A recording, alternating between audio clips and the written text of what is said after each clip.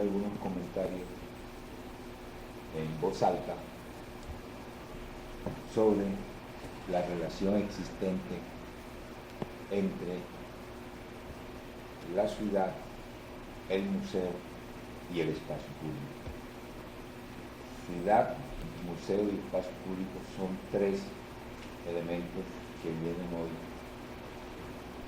siendo puestos a discusión tanto a nivel de urbanistas, de planificadores, como de los especialistas en museos, los museólogos,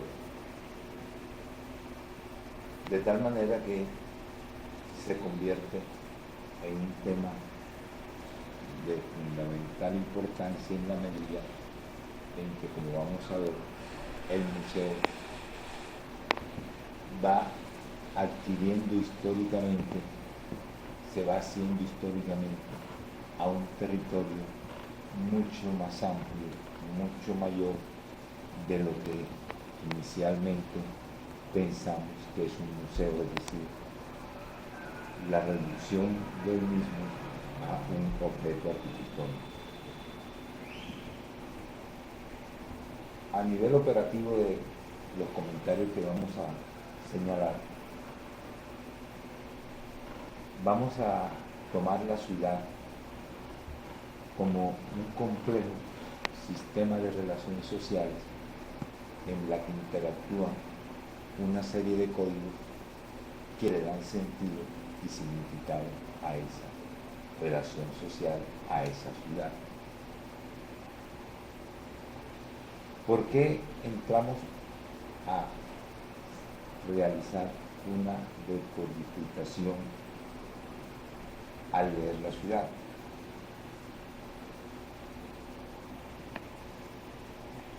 Porque los objetos singulares se encuentran mediados por fenómenos económicos, sociales, culturales, que hacen posible la existencia de ellos. Todo objeto, toda práctica es histórica y social.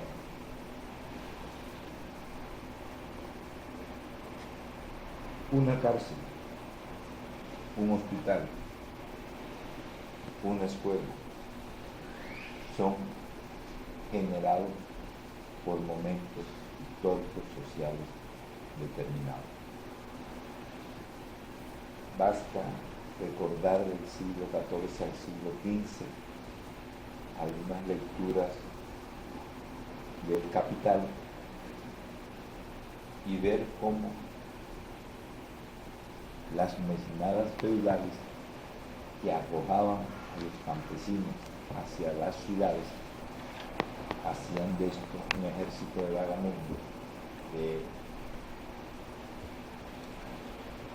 mendigos, que al final eran llevados a la reclusión.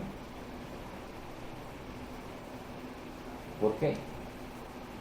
Porque el desarrollo de la manufactura en ese momento era escaso y no podía absorber ese mano de obra, de tal manera que este ejército era recogido y recluido en recintos cuyo objetivo iba a ser el de generar una disciplina distinta a la que venían siendo sometidos en el campo. Es decir, era el paso del campesino como tal al proletariado. Disciplinas distintas en su quehacer cotidiano, que era lo que allí existía. Entonces, fruto de esas relaciones, apareció las correccionales, las Workhouse, las Rapuis, que enseñaban no solamente esa disciplina, sino la manualidad, si se quiere, de trabajo a ejecutar por parte de esos expulsados del campo.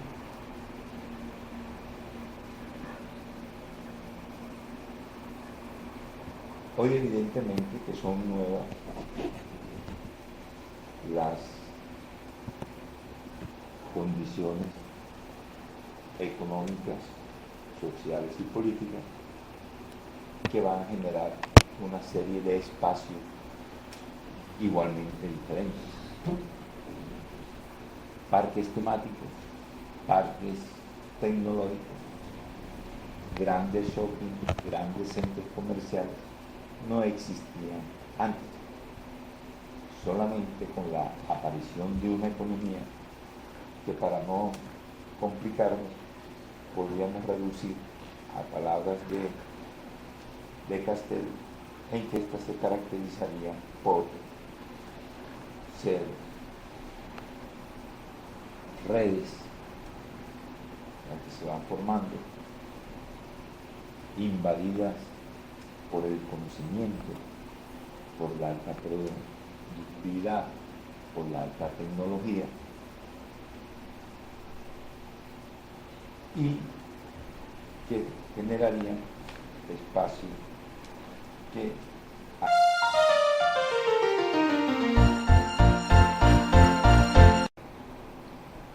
no vamos a hacer una historia de lo que fue el museo, nada, vamos a apuntar algunos elementos que incluyeron en su conceptualización.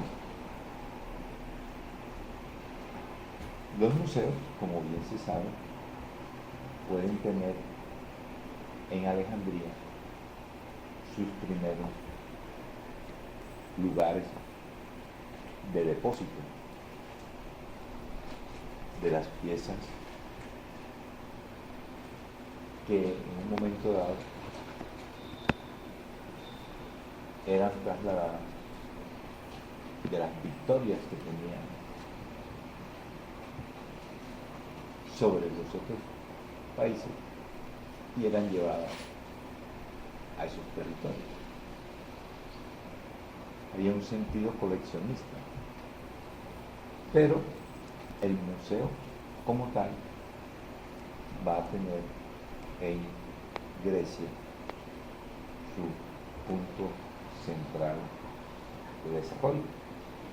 Por primera vez se va a utilizar la palabra museo y va a ser Pericles, ese extraordinario urbanista, el que va a señalar a la ciudad como un centro artístico. De ahí que durante el periodo de Pericles, todos sabemos, se monumentalice la ciudad de Atenas. Aparezcan objetos arquitectónicos, monumentos, plazas y naturalmente el agua. Entonces, uno de los elementos que va a fundamentar ese concepto del museo va a ser el del coleccionismo, que en otras palabras sería la fetichización alcanzada por los objetos, en la medida en que los objetos tienen una significación de poder, de clase, de élite.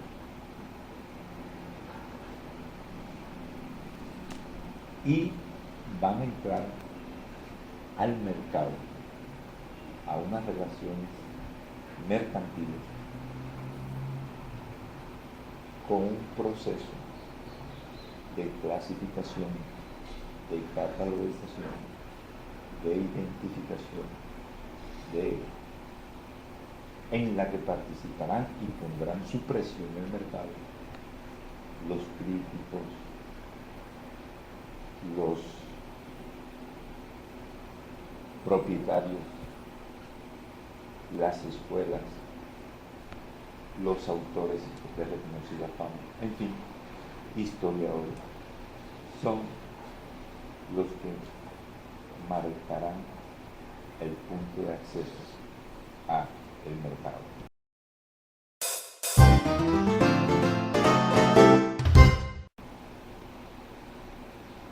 Entrar a un museo no es entrar a visitar y a observar diferentes obras. En un museo, como vimos al principio, se lee más allá de lo que se ve. Hay una lectura que pone en evidencia los desencuentros que se pueden dar entre un patrimonio histórico, que es lo que se deposita en el museo, y los procesos de modernización que se generan en la actualidad. Es decir, son dos elementos que entran a fusionarse o entran a desacoplarse.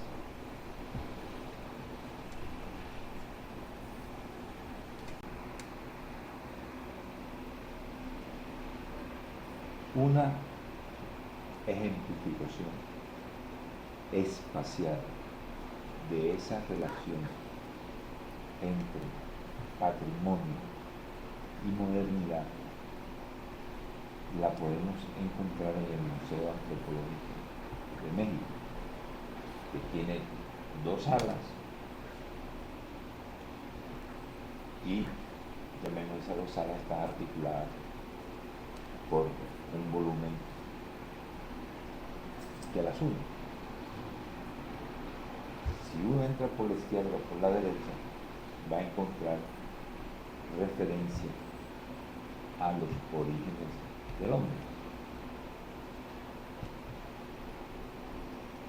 Y por otro costado, referencia a los primeros habitantes que llegan a formar esa cultura.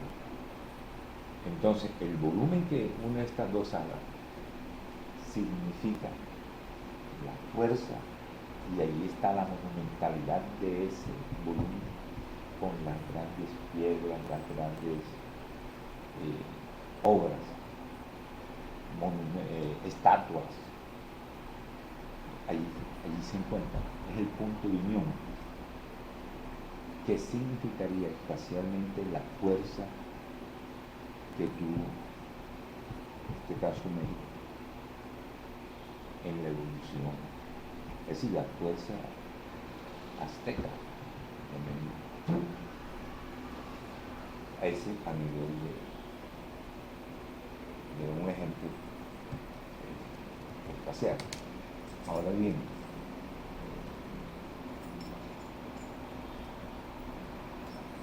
¿cuál es el museo de la actualidad?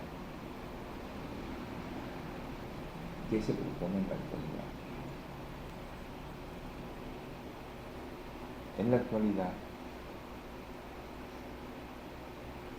el proceso de globalización ha llegado a la homogeneización, si se quiere, de todos los rincones del mundo.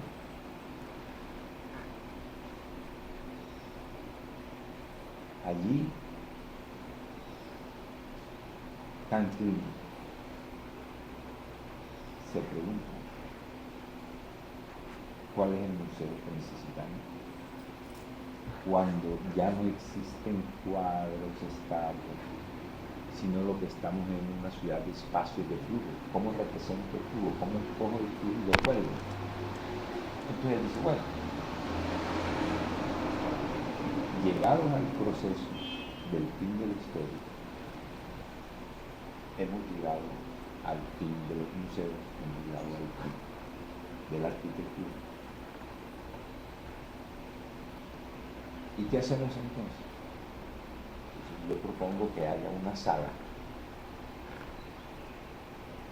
algo así del peligro. Entonces, ¿qué recojo allí? Recojo a Vietnam, recojo a Asia, recojo a Camboya, recojo. ¿Ya?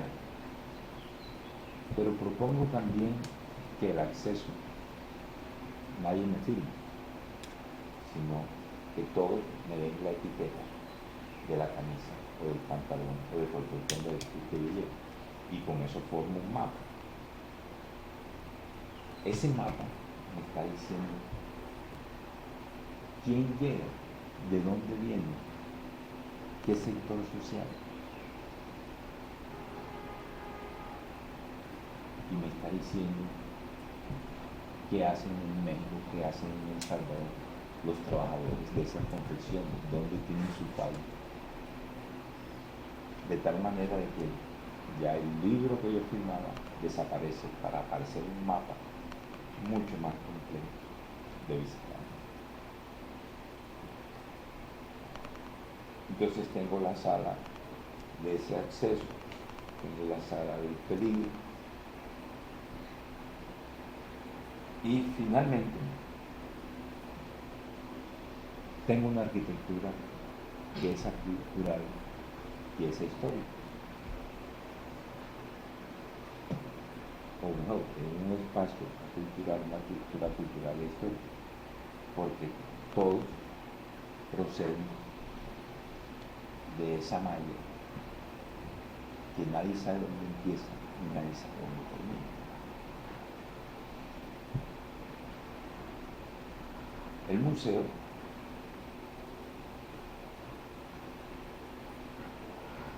contendrá el fin de la historia. Ese fin de la historia será un fin sin arte, sin filosofía, porque ya la victoria del capital sobre ese civismo es irreversible. De tal manera que lo que ahora sigue es la continua evolución y expansión de los procesos globalizadores. ¿Y cómo serán las ciudades? Grises. ¿Cómo serán las ciudades?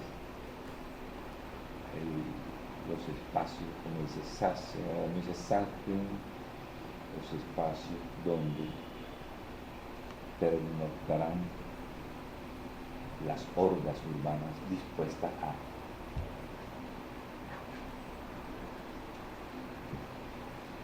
Entonces, ese edificio que es público está soportado sobre un espacio público también.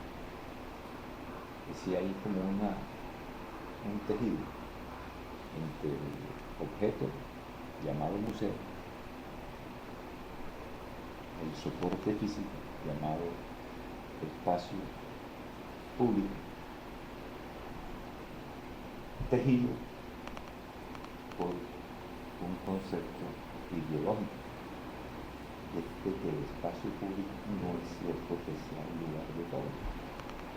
El espacio público es el lugar de la convivencia, el lugar de la ciudadanía, es decir, de elementos abstractos, pero políticos, donde se logra que el Estado haga momentáneamente olvidar las contradicciones esenciales a quienes concurren a divertirse en esos espacios. Pero cuando hablamos de espacio, hablamos de suelo. Cuando hablamos de suelo, hablamos de uso del suelo. Cuando hablamos de uso del suelo, hablamos de rentabilidad del suelo. Entonces, el espacio público es sumamente complejo para ser reducido a un espacio en el que todos pueden participar. Y hoy, con esa ideología, se plantea que el espacio público museo sea germen el desarrollo de otros espacios territoriales, como bien puede ser lo que se plantea en la orilla occidental del río Magdalena,